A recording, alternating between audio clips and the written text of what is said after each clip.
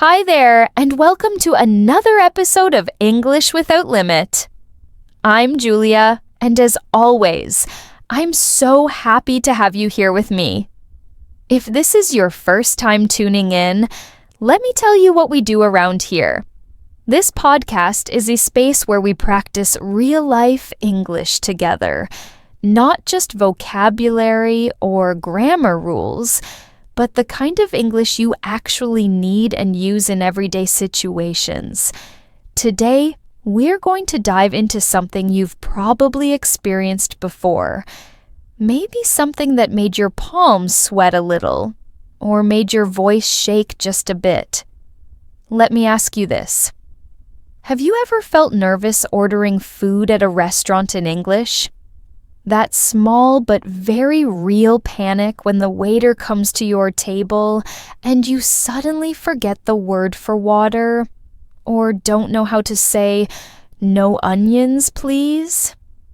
Maybe you were traveling in New York, visiting a friend in Sydney, or just trying out a new cafe in your own city that happened to have an English-speaking menu.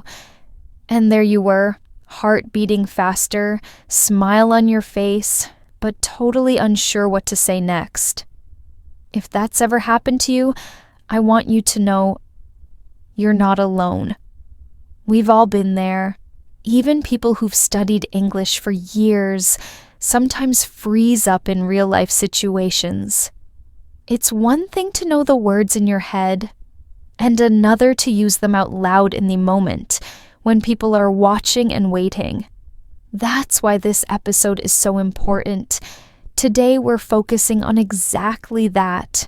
How to feel more confident and natural when ordering food at a restaurant in English. Because this situation is more than just a language challenge. It's a social moment. It's about being seen, being heard, being understood. And if we can get comfortable here, it opens doors to so many other experiences. Here's the truth. Ordering food is one of the most common real-life situations where people use English, especially if they're traveling, studying abroad, or living in a multicultural city.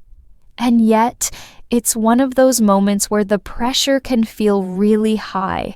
Maybe it's because there are so many things happening at once. You're looking at the menu, thinking about what you want, translating in your head, trying to remember polite phrases, all while the waiter stands there waiting. And sometimes the waiter speaks fast or with a different accent. And suddenly, all the English you studied disappears. But don't worry. That's exactly why I'm here.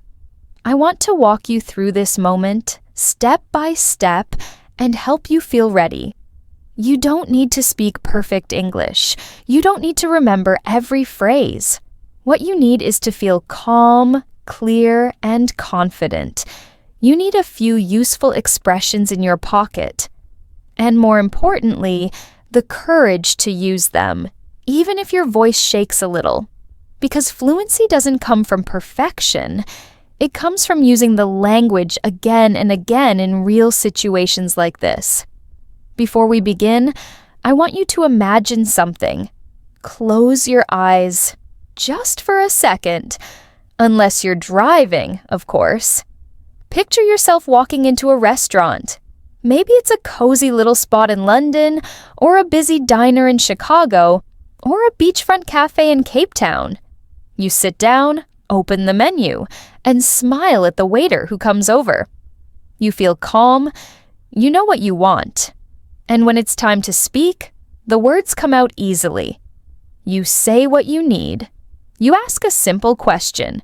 You even say thank you with confidence. The whole interaction lasts just a minute or two, but it feels like a small victory. That's the feeling I want you to have by the end of this episode. I'm not here to give you lists of vocabulary you'll forget tomorrow. I'm here to help you use the English you already know, to activate it, to trust it, and to grow it. I want to tell you, You don't need to memorize 100 new words to speak better English.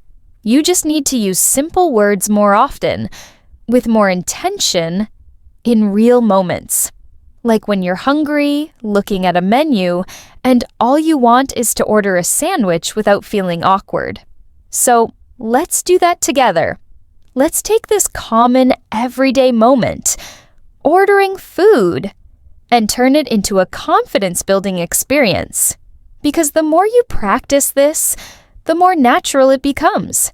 And the more natural it becomes, the more fluent you'll feel, even in new or unfamiliar situations. That's our goal for today. You and me, walking through it together, one phrase at a time, one real moment at a time. No pressure, just progress. Let's get started. Before we dive deeper, I want to take a short moment to share something that really matters to me and to all of us here at English Without Limit.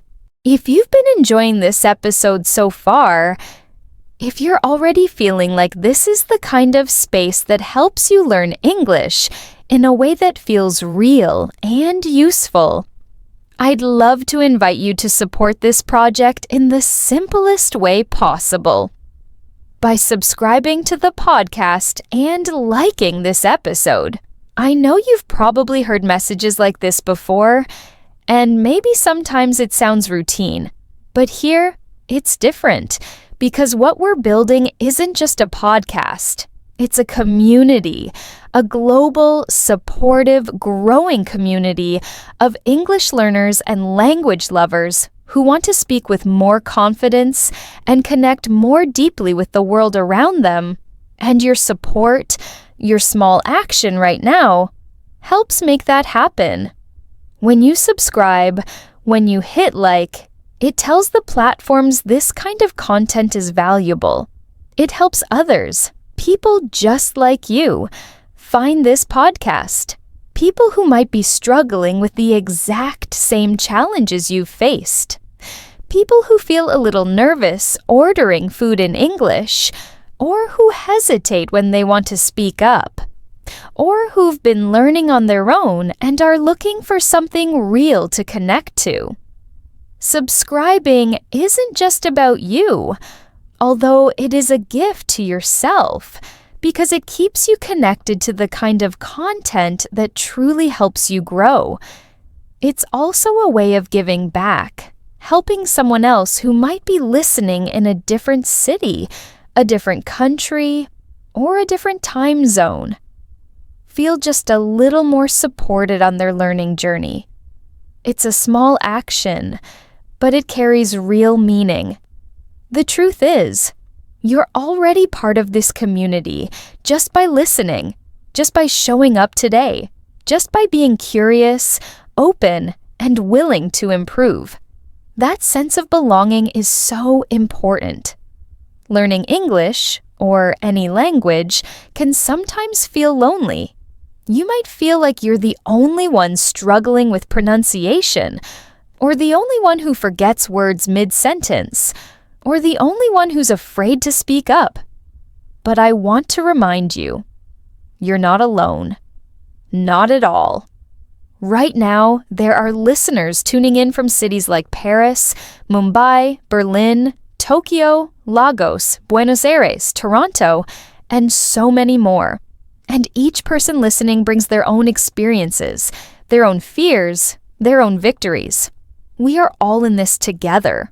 And when you subscribe, when you engage with this podcast, you're not just clicking a button. You're saying, yes, I'm part of this. I care about this. I believe in this. I know it takes intention to keep showing up and learning, especially when you're doing it on your own, in your free time, or while balancing work, family, and other responsibilities. That's why we try to make each episode not only useful, but uplifting. So every time you listen, you feel like you're gaining something. A new phrase, a new strategy, a little more courage. By subscribing, you make sure you don't miss those moments. You make sure that every week there's something fresh and helpful waiting for you, something that fits into your daily life, something you can apply right away. And when you like the episode, when you take 2 seconds to tap that button, it's more than just encouragement for me. It's a signal to the world that this kind of learning matters. Confidence in English isn't about tests or textbooks. It's about real experiences. Speaking up when you're ordering dinner, introducing yourself in a meeting, or asking for directions. These are the moments that matter. And when more people find this podcast, more people can learn to face those moments with less fear and more trust in themselves. So, here's my gentle request from me to you. If this episode is helping you, if you're nodding your head or smiling or thinking, yes, I felt that too, take a second now and subscribe. Hit like. Be part of the reason this content reaches someone else who needs it. Let's grow this community together and make sure no English learner feels like they have to figure everything out on their own. You have no idea how much of a difference that one action can make. It tells the algorithm this isn't just background noise. It's meaningful, supportive, and worth sharing. To me, that's what learning is all about. Not just what you know, but who you're learning with and who you're helping along the way. I created this podcast because I believe in a different way of learning English. One that's human, warm, real, and empowering.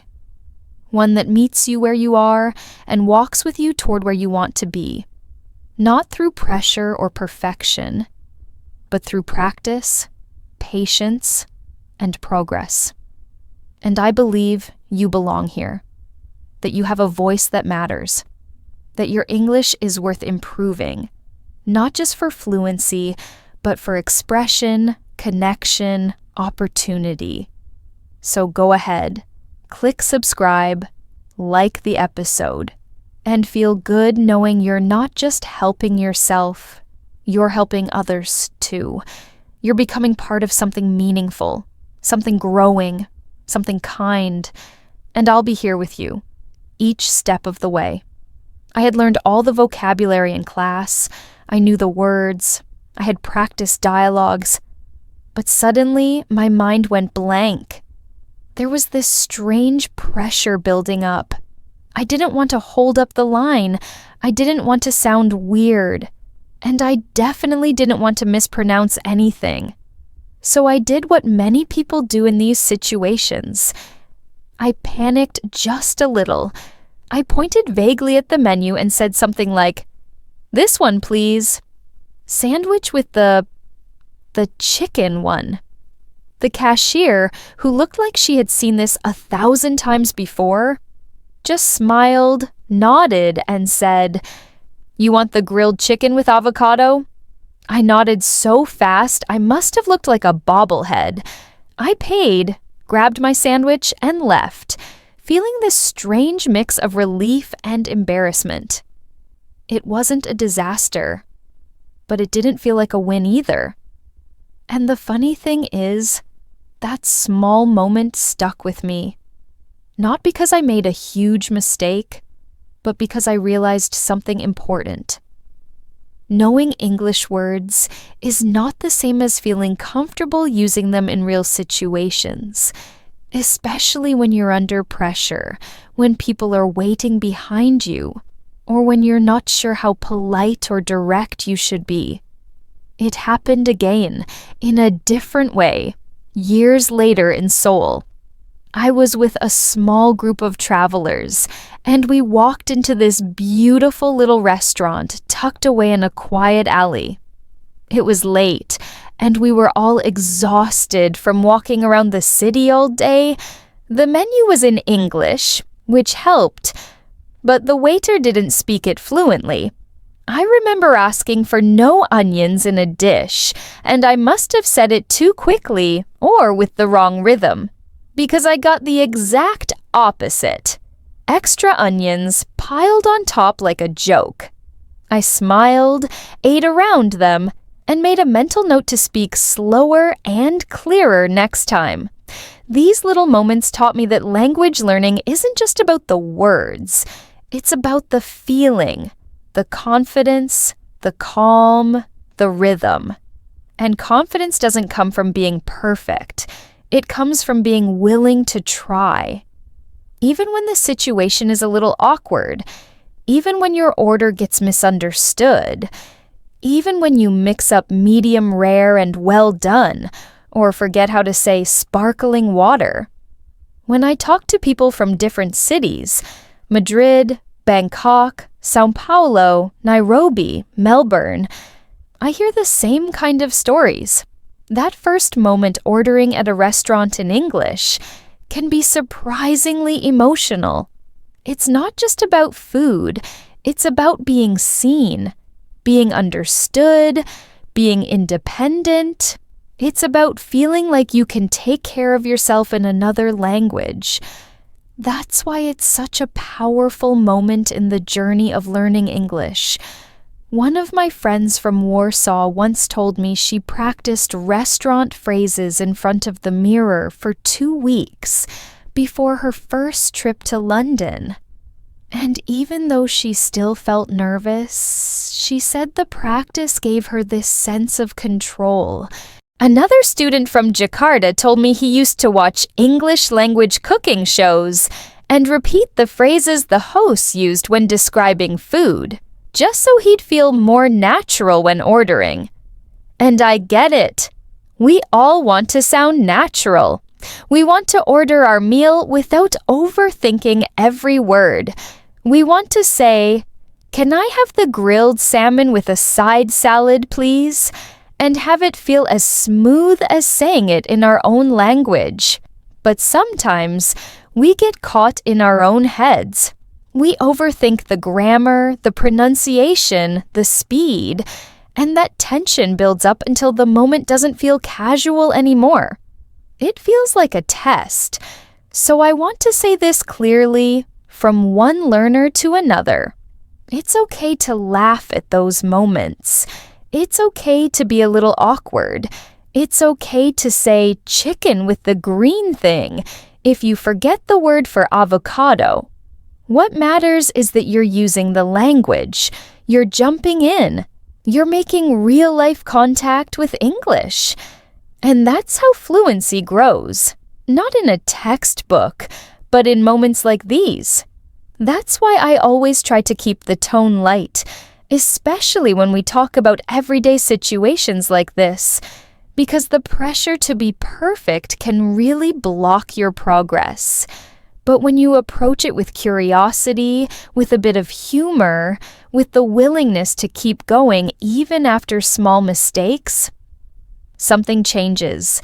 You stop seeing English as this scary mountain and start seeing it as a tool, a way to connect, a way to be present in new experiences. And I think that's why I love these little restaurant moments so much.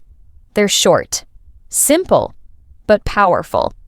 They bring together everything: vocabulary, listening, pronunciation, culture, confidence. And best of all, they're real. No script, no safety net, just you and the words and the waiter. And when you get through it, even if it's not perfect, you feel stronger. You realize, hey, I did that. I spoke English. I got my meal. I survived. So the next time you think about ordering in English, try to think of it not as a challenge, but as a chance. A chance to experiment. A chance to have a little fun with the language. To discover how much you already know. To practice without pressure. And maybe even to enjoy the surprise of what happens when you just go for it. Mistakes and all. If there's one situation that almost every English learner will face sooner or later, it's ordering food at a restaurant. Whether you're traveling abroad, living in a new country, or simply trying to feel more independent in everyday interactions, restaurant English becomes one of those essential skills that goes far beyond just asking for a meal. I've had so many conversations with learners from all over the world, from Berlin to Bangkok, from Toronto to Cape Town, and it always amazes me how often this specific moment comes up as a turning point in their confidence with English. Why is that? Because it's real life. It's not a classroom, it's not a worksheet, and it's not a quiet, controlled conversation where you can stop and think for 5 minutes. When you walk into a cafe or sit down at a restaurant, things move fast. There's a menu, there are choices, the waiter is speaking to you. People might be waiting behind you. And suddenly, all those words and phrases you learned in class need to come out, clearly and naturally. It's a moment that tests your listening, speaking, pronunciation, and even your nonverbal communication. And because it's such a common situation, it gives you something very powerful: practical confidence. What do I mean by practical confidence? It's that feeling you get when you successfully complete a task in English that helps you live your life. You might not speak perfectly. You might pause or repeat yourself, but you get the result. You order the food you want.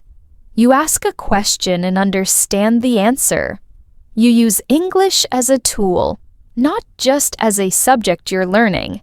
And that shift is huge. Let's think about how often this situation comes up. If you're traveling, you might eat out 3 times a day. If you've just moved to an English-speaking country, restaurants, cafes, food trucks, or takeout places quickly become part of your daily routine. Even if you're just ordering coffee or asking about vegetarian options, you need the language. It's not optional, it's essential. And what's beautiful about it is that it gives you so many chances to practice. You don't need a perfect accent. You don't need advanced grammar. You just need to be clear, polite, and ready to use what you know. When I talk to students, I often hear that these moments are both scary and exciting. There's pressure, sure, but there's also possibility.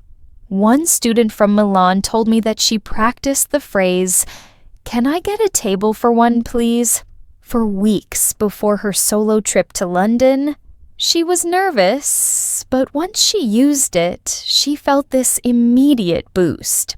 That one sentence opened the door to the entire experience. Another student, a young man from Hanoi, said his first real English conversation happened in a restaurant in Sydney when he asked the waiter to explain what roasted beets were. That small question led to a longer chat, a good laugh, and even a food recommendation he still talks about. What I love about these examples is that they show how restaurant English isn't just about food. It's about interaction. It's about connection. You're talking to people. You're asking for something you want. And you're navigating a social situation. That's what real communication is. And once you realize that you can do it in one context, like ordering lunch, it gives you the courage to try it in others. Suddenly you're not afraid to ask for directions, or to start a small conversation with a shop assistant, or to call and make an appointment. It's a domino effect. One confident moment leads to another.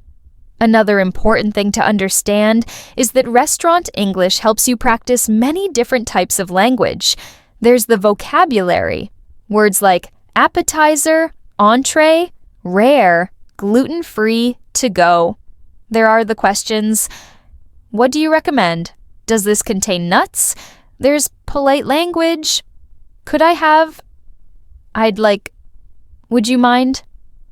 There's listening comprehension, especially when someone is explaining the menu or asking about your preferences. And there's pronunciation, because saying water in different accents can lead to very different outcomes. So every restaurant visit becomes a language workout. And yet, it doesn't feel like studying. It feels like life. Today, I want to go through some of the most useful phrases you can use, from the moment you walk into a restaurant until the moment you leave. Let's start with the very first moment, entering the restaurant. One of the most common things you'll say right away is how many people are in your group. A phrase like, "A table for two, please," is short, clear, and polite. You can change the number based on your group, like, "A table for four, please," or "Just me, thanks." Sometimes the host will ask, "How many?" or "Do you have a reservation?" A good answer could be, "No reservation, but a table for three, please." Once you're seated, if you haven't received a menu yet, you can say, "Can I see the menu, please?" It's polite and direct. If you want to ask about a specific type of menu, like drinks or desserts, you can say, "Do you have a drinks menu?" or "Can I see the dessert menu, please?"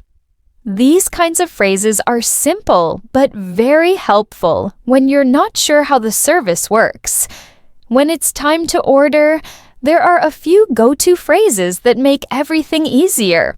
The classic one is, "I'd like," followed by the name of the dish. For example, "I'd like the chicken salad," or "I'd like the spaghetti, please." This phrase is polite and flexible. You can also say, "Can I have the grilled salmon?" or "I'll have the soup of the day." These phrases are used all the time by native speakers, and they sound natural without being complicated. If you're still deciding and the server comes to take your order, you can say, "I need a few more minutes, please." It shows that you're being polite while also giving yourself more time. When you're ready, you might say, "I'm ready to order," or simply look up, smile, and say, "I'll have the..." That's a very common way to start your order. Maybe there's something on the menu you don't understand. It happens to everyone, including fluent speakers. Don't worry about that. If you want to ask for an explanation, you can say, "What is this dish?" or "What's in the chicken curry?" You can also point to the item and say, "Can you tell me what this is?" Most servers are happy to explain. If there's something you don't want in your dish, you can say, "No onions, please," or "Can I have it without cheese?" Some people have dietary needs or allergies, and it's important to mention those clearly. You can say, "I'm allergic to nuts," or "Is this dish vegetarian?" If you follow a special diet, you can ask, "Do you have gluten-free options?" or "Is there a vegan choice?" Saying it in a calm and clear way is what really matters. You don't have to explain your whole life story. Just keep it simple and direct. Let's say you want to customize your order a bit. Maybe you want a salad instead of fries. A good phrase would be, "Can I have a salad instead of fries?" Or, "Is it possible to change the side dish?" If you want your food prepared a certain way, like without salt or with the dressing on the side, you can say, "No salt, please," or "Can I have the dressing on the side?" It's always better to ask than to stay quiet and receive something you don't want. Once your food arrives and everything is fine, it's nice to say something to the server, especially if they check on you. You can say, "Everything's great, thank you," or "It's delicious." If you need something else, like more water, you can say, "Could I have more water, please?" or "Can I get another napkin?"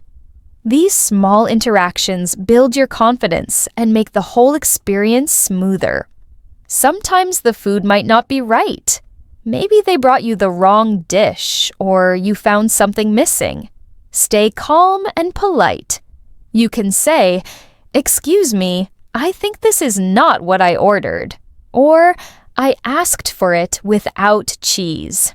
The important part is to stay friendly and clear. Most people will fix the issue quickly if you communicate respectfully.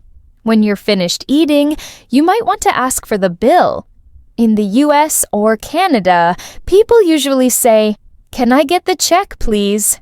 In the UK or Australia, "Could I have the bill, please?" is more common. Both are correct. You can also say, "We're ready to pay," or "Could we pay, please?" If you're splitting the bill, say, "Can we split the bill?" or "We'd like to pay separately." If you're paying by card and the server brings the card machine to your table, they might ask, "Would you like to add a tip?" If you want to, you can say yes and add the amount. If you're not sure whether to tip or how much, just remember that in many countries, 10 to 20% is common. You can ask, "Is service included?" if you're unsure. As you leave, it's always nice to say, "Thank you very much," or "Everything was great. Thanks."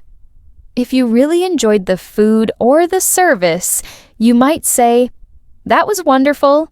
Thank you." These final words leave a good impression and make you feel more confident in your English skills. So, let's review some of the key phrases that are really useful in restaurants. "A table for two, please." "Can I see the menu, please?" "I'd like the chicken salad." "I need a few more minutes, please." "What's in this dish? Is this vegetarian?" "No onions, please." "Can I have a salad instead of fries?" "Everything's great. Thank you." "Can I get the check, please?" "Can we split the bill?" "Thank you very much." Each of these phrases can be used with a smile and a relaxed tone. You don't have to worry about saying them perfectly. What matters is that you speak with confidence and clarity.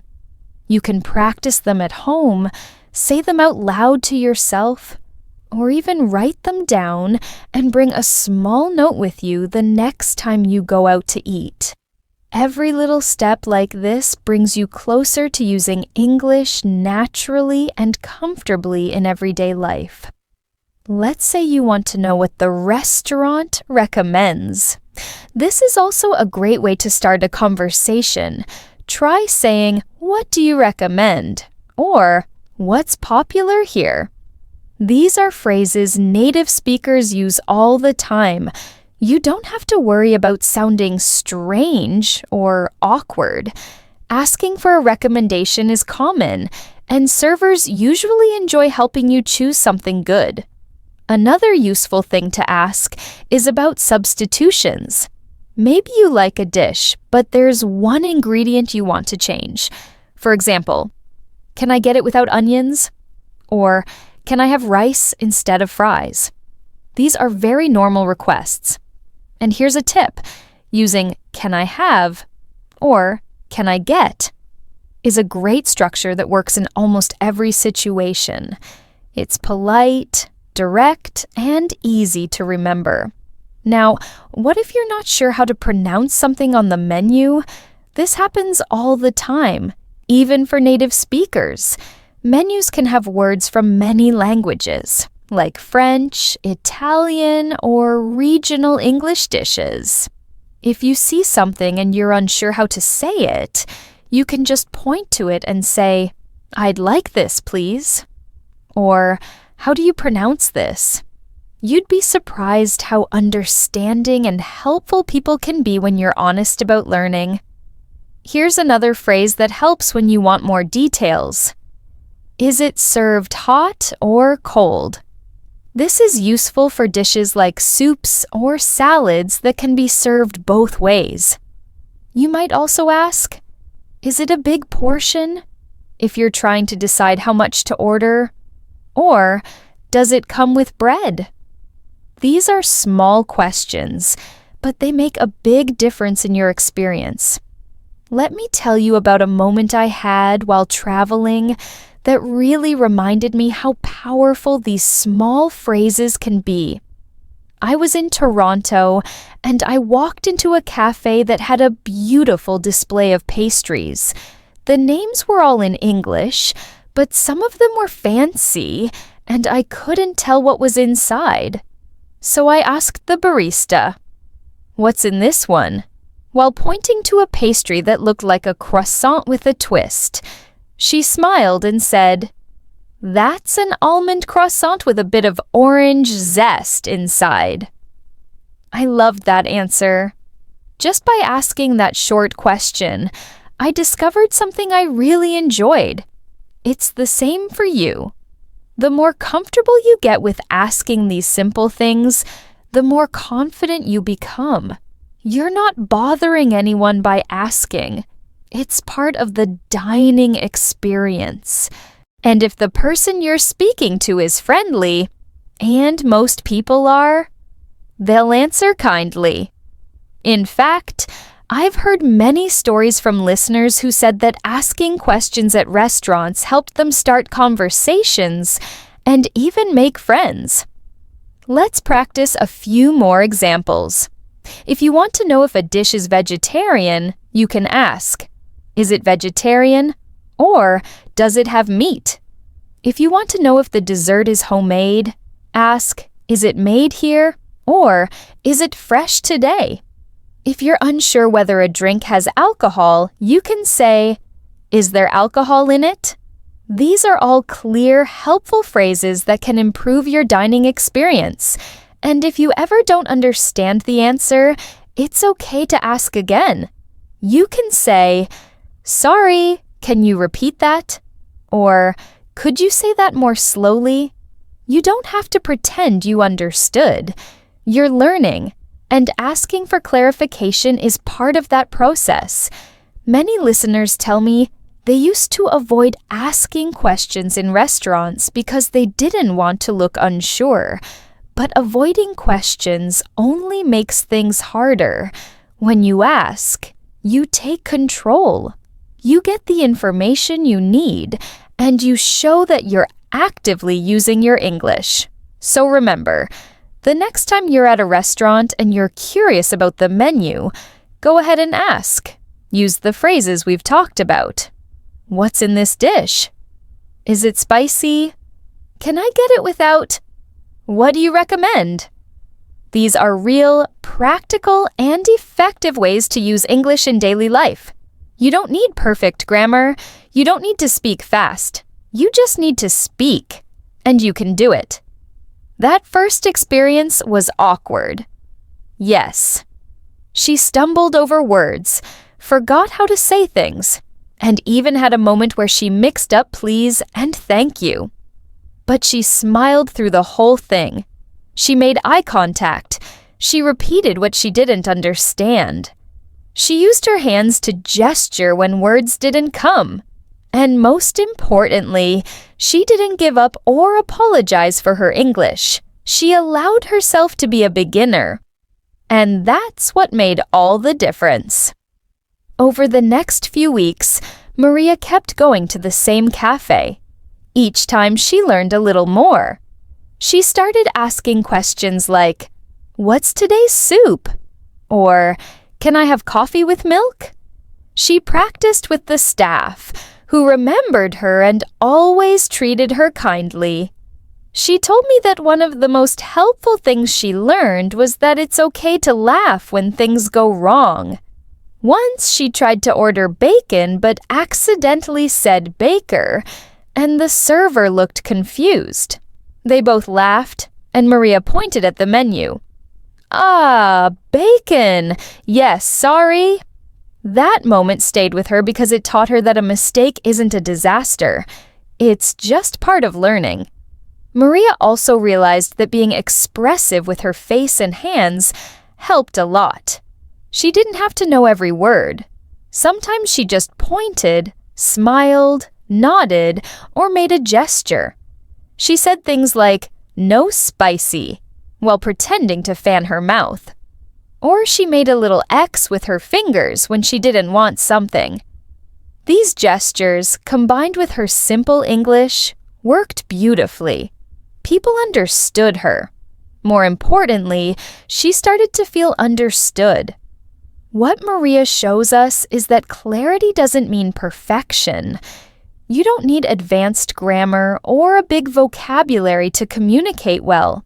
You need courage, you need a sense of humor, and you need to believe that people will help you if you show effort. Maria didn't hide her mistakes. She embraced them. She didn't say, "I'm bad at English." She said, "I'm learning English." That small change in mindset allowed her to keep going day after day, getting better without fear. She told me that one of the best phrases she learned was, "Can you repeat, please?" At first, she felt embarrassed to ask someone to repeat. But then she noticed something. Every time she said that, people didn't get annoyed. They smiled, they slowed down, they helped her. That gave her confidence to ask more questions, to be more active in conversations, and to take part in her new environment. Maria also kept a small notebook with her. Whenever she heard a new word or phrase, she wrote it down. She didn't worry about spelling it perfectly. She just wanted to capture the sound or the idea. Later at home, she would look it up, practice saying it aloud, and try to use it the next day. She was building her vocabulary in a real, living way. Not from a textbook, but from life. After 2 months in Dublin, Maria wasn't fluent, but she was fearless. She had moments where she still needed to pause and think, but she no longer froze. She would say things like, "How do you say?" or "One moment, I think," and then continue. Her confidence had grown, not because she memorized everything, but because she gave herself permission to try, to fail, to laugh, and to learn. Her story reminds me of how powerful a positive attitude can be in language learning. We often focus so much on grammar and vocabulary that we forget about the human part, the emotions, the expressions, the courage to speak. Maria's English wasn't perfect, but her communication was effective. She connected with people. She made herself understood. And most importantly, she enjoyed the process. When I think about learners like Maria, I think about how many people are just one decision away from a breakthrough. One decision to speak, even if it's not perfect. One decision to ask a question, to smile through a mistake, to come back the next day and try again. Maria's journey is a beautiful example of that. It's not about getting every word right.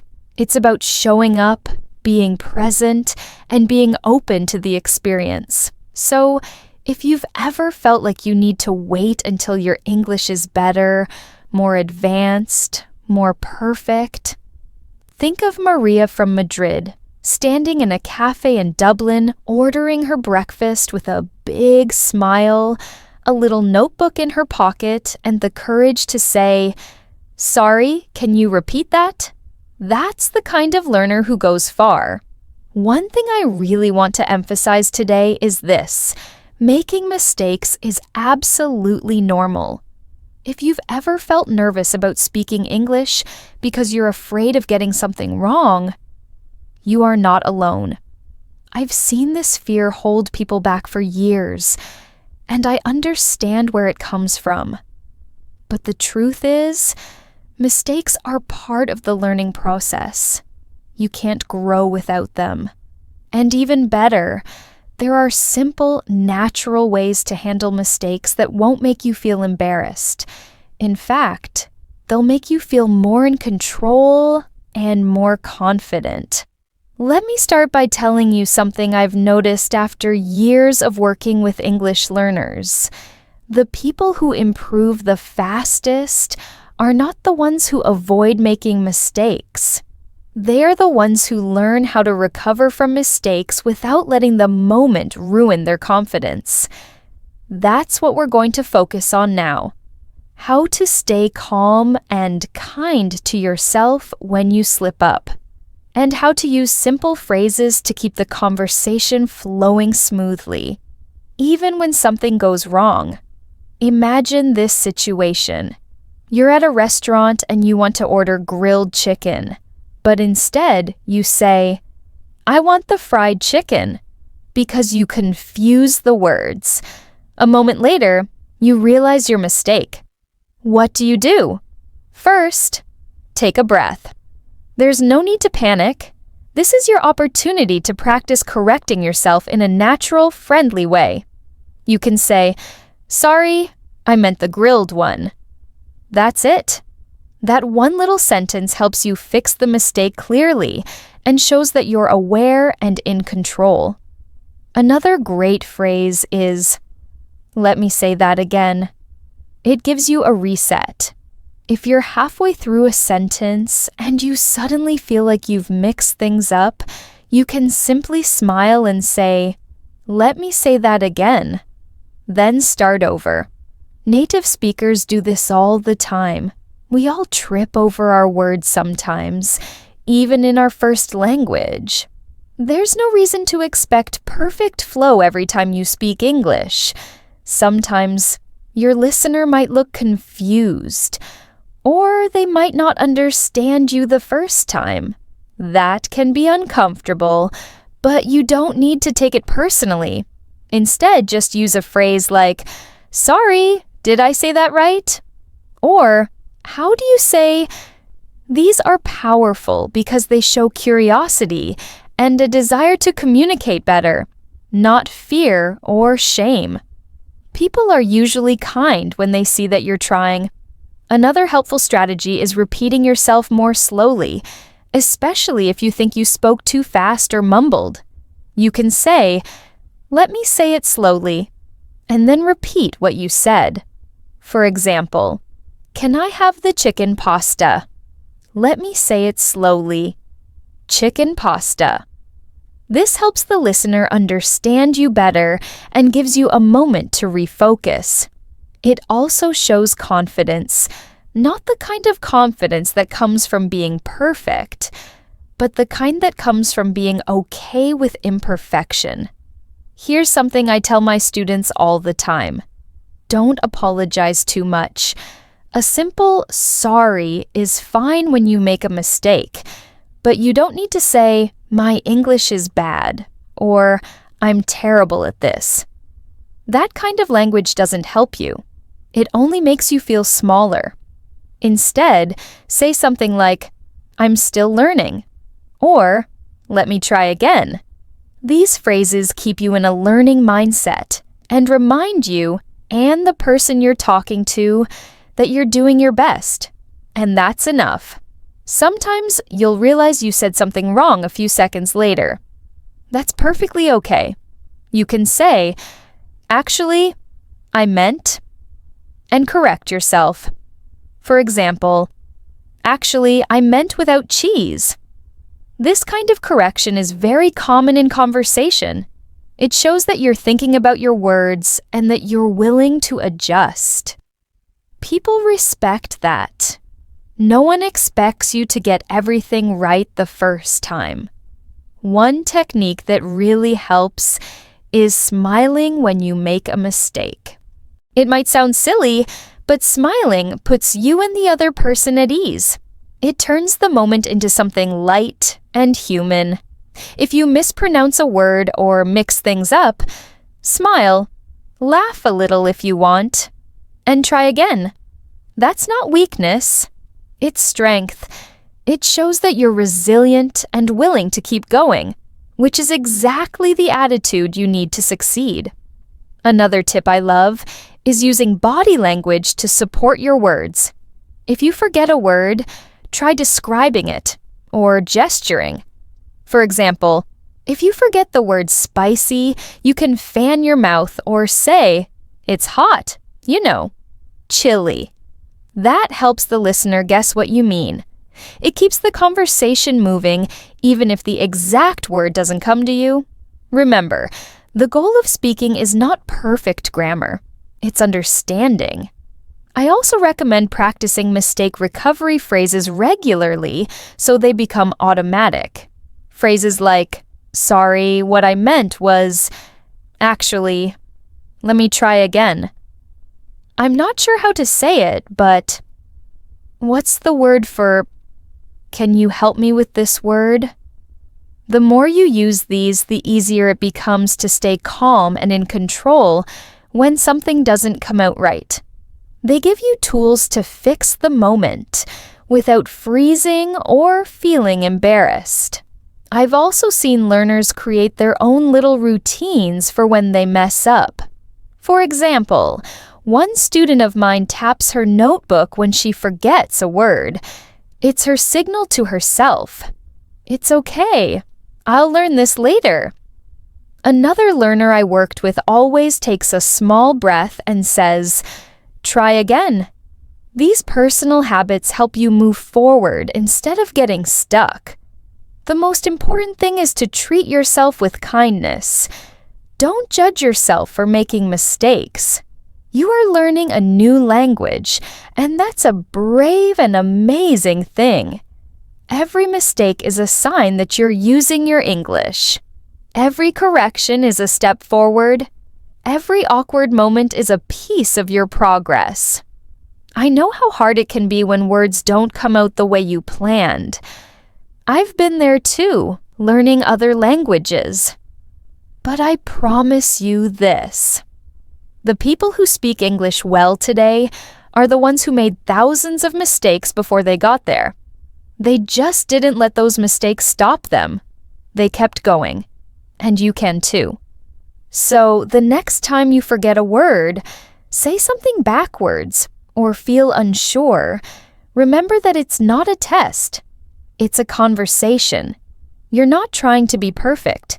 You're trying to connect. And with a little patience, a good sense of humor, and a few simple phrases, you can handle any mistake with confidence and grace. Keep going, keep speaking, and be proud of every step you take. I want to talk about one of the most powerful tools you have when speaking English, especially in everyday situations like ordering food at a restaurant. That tool is politeness. Politeness doesn't require perfect grammar or a big vocabulary. In fact, even with just a few basic words, you can leave a great impression if you use them in a kind and respectful way. I've seen so many learners gain confidence, not by speaking perfectly, but by speaking politely. That little shift in attitude creates a much more positive experience, both for you and for the person you're talking to. Let's start with one of the most important words in English, please. It's such a small word, but it completely changes the tone of your request. If you say, "I want a coffee," it sounds a bit direct. But if you say, "I'd like a coffee, please," it immediately sounds friendlier. People respond better when you're polite. It makes them want to help you. And the best part? It's easy to add. You don't have to change the structure of your sentence. Just add please at the end. Another magic word is thank you. I always encourage learners to use it often, not just at the end of a meal. You can say thank you when the server brings you the menu, or when they pour your water, or when they answer a question. These small moments of gratitude really do matter. They show appreciation and help build a little connection, even if the conversation is brief. Now, let's talk about some polite expressions you can use instead of just making direct statements. For example, instead of saying, "I want the fish," try saying, "May I have the fish?" Or, "I'd like the fish, please." These phrases are still clear and easy to understand, but they sound more respectful. Using may I, could I, or can I is a simple way to ask for something in a nice way. Sometimes, when we focus on communicating clearly, we forget to add these softeners.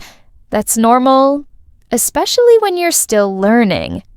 But adding even one polite word to your sentence can make a huge difference. For example, instead of saying, "Where's the bathroom?" you could say, "Excuse me, where's the bathroom, please?" You don't need to speak fast or use fancy words. Just being kind in your tone and choice of words is enough. Another great way to sound polite is by using "excuse me." This phrase is very useful when you want to get someone's attention or ask a question. You can say, "Excuse me, can I see the menu?" Or, "Excuse me, is this seat taken?" It's also helpful if you accidentally bump into someone or interrupt a conversation. It shows you're aware of the situation and that you respect the other person's space. Sorry is another important word. If you don't understand something or need to repeat yourself, you can say, "Sorry, can you say that again?" Or, "Sorry, I didn't catch that." It's a way to show that you're trying to be polite, even when you're unsure. And again, you don't need to feel embarrassed. People appreciate the effort. One thing I love seeing is when someone uses a polite tone, even with very basic English. I remember once seeing a learner say just a few words, "Water, please, thank you," with a smile, and the server responded so warmly. It's not about speaking perfectly. It's about the way you speak, your attitude, your tone, your kindness. All of that speaks louder than grammar. It's also helpful to smile and use friendly body language. Sometimes we forget that communication is not just words. If you look open and kind, people are more likely to treat you the same way. A small nod, a smile, a gentle voice. All of that helps create a smooth, pleasant experience. You can also use polite responses when someone helps you.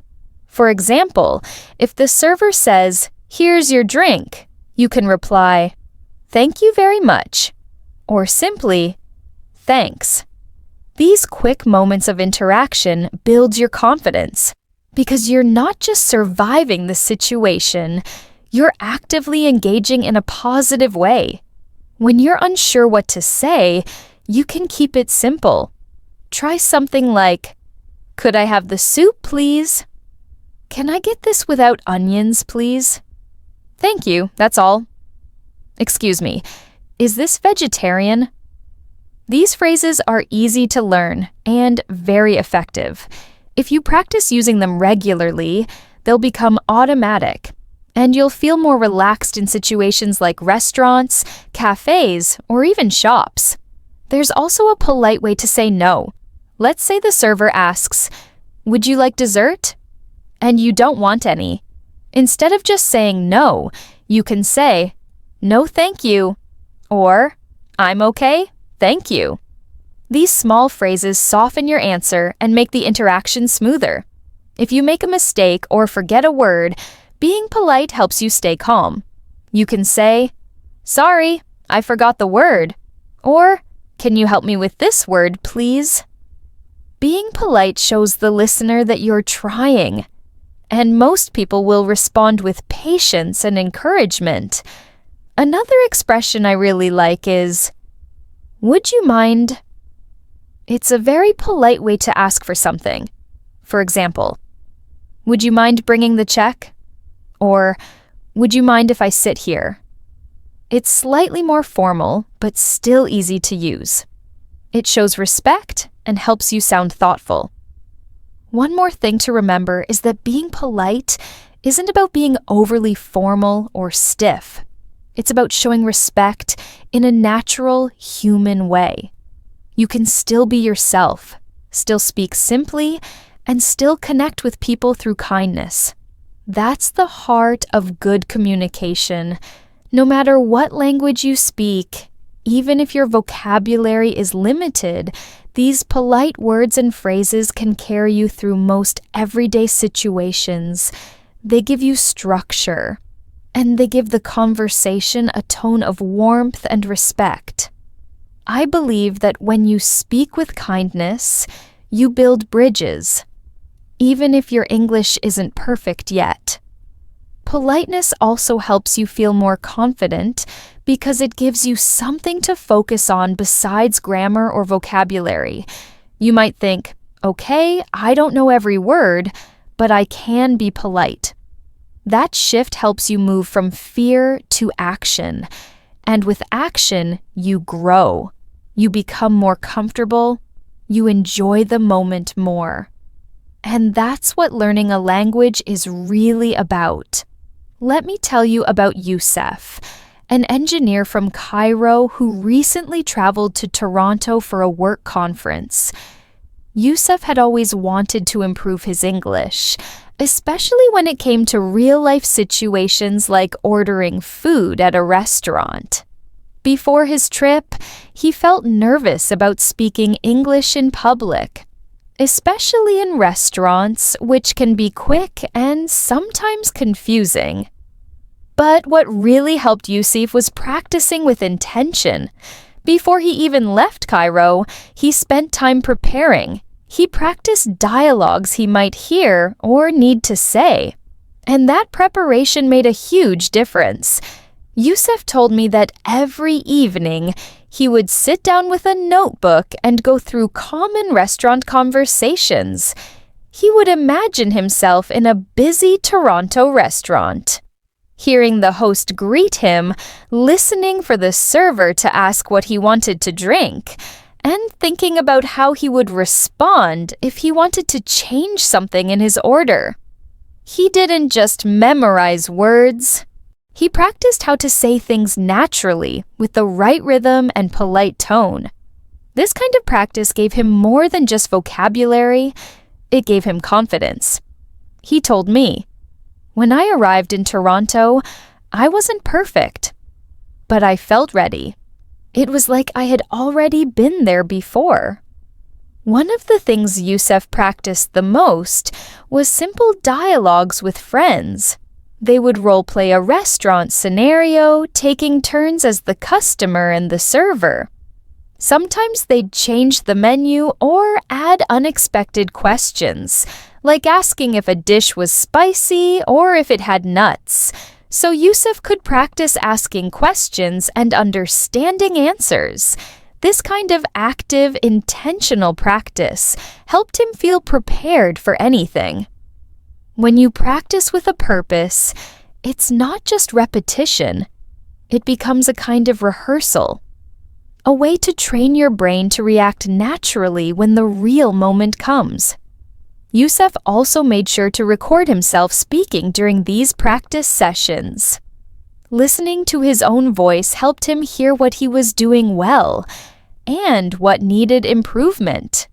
He worked on slowing down when needed and pronouncing certain words more clearly. He even noticed that practicing polite phrases like, "Could I please have the," or "Would you mind if I," helped him sound more relaxed and polite. When you add politeness, you feel more connected to the conversation and less stressed about making mistakes. When Youssef finally arrived at the restaurant in Toronto, he was surprised by how much easier it was to follow along because he had practiced different scenarios. When the host asked, "How many for dinner?" he knew exactly how to respond without hesitation. When the server came to take his order, he remembered the polite phrases he had practiced, and he was able to ask about the ingredients in a dish without feeling nervous. His preparation made the experience smoother. And even when there were moments he didn't fully understand, he wasn't afraid to ask politely for clarification. Youssef told me that practice gave him a kind of safety net, so he didn't feel trapped by his mistakes. Youssef's story is a great reminder of how important it is to practice English with intention. especially before you face real situations. It's not just about studying grammar or vocabulary in isolation. It's about imagining yourself in the situation, thinking about what you want to say, and then practicing those phrases until they feel natural. When you do this, you build more than just language skills. You build courage. I love how Yusef's experience shows us that practice doesn't have to be complicated. Even simple, repeated practice with a friend or alone can make a big difference. And the best part is that you don't have to wait until you're in the country or at the restaurant to start practicing. You can begin right now, wherever you are. Just a few minutes a day, focusing on the kinds of conversations you want to have, can give you a huge boost. One thing Yusef mentioned is that practicing dialogues helped him become more aware of the flow of conversation. He realized it's not about speaking perfectly, but about understanding the rhythm of English and knowing when to speak, listen, or ask a question. That awareness made him more comfortable in real interactions because he wasn't just thinking about the words. He was thinking about the communication as a whole. Also, practicing with intention helped Yusef get used to common restaurant vocabulary. So, when he heard words like appetizer, main course, or dessert, he didn't have to pause and think too much. Instead, he could focus on the conversation itself. This kind of preparation helps reduce the stress that comes from trying to translate every word in your head. When you recognize words naturally, you have more space to enjoy the experience and to practice speaking with confidence. Yusef also talked about how this practice gave him a sense of control. Before, he felt like situations in English-speaking countries were unpredictable and intimidating.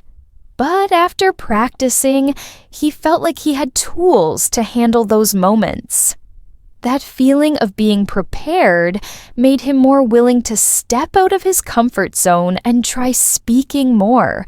And that's such an important step in learning any language, feeling confident enough to take risks.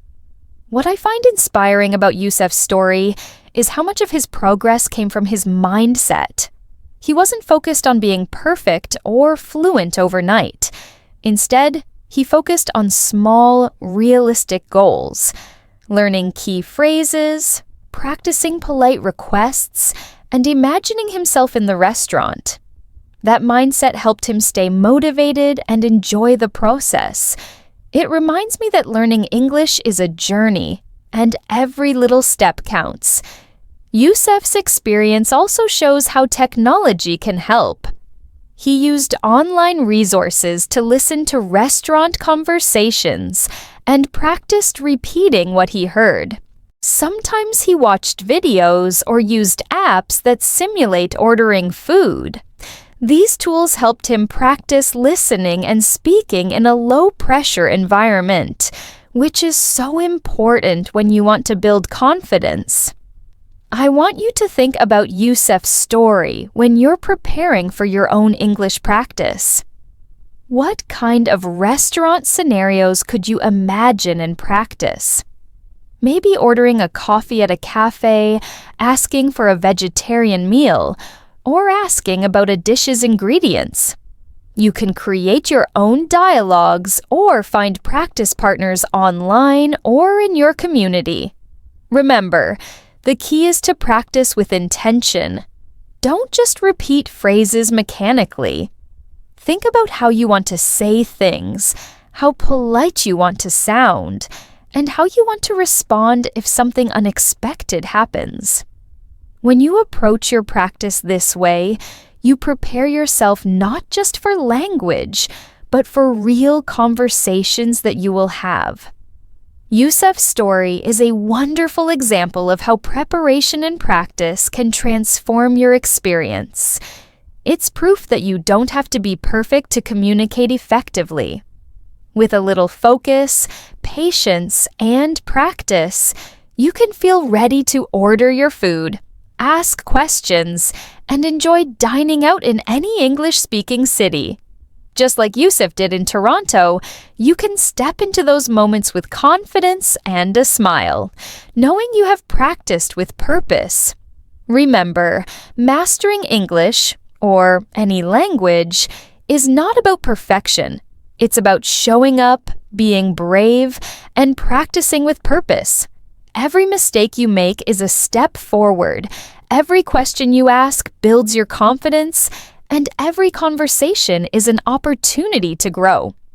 Like Yusuf, you have the power to prepare yourself, face real-life situations with courage, and transform your language journey into a story of progress and success.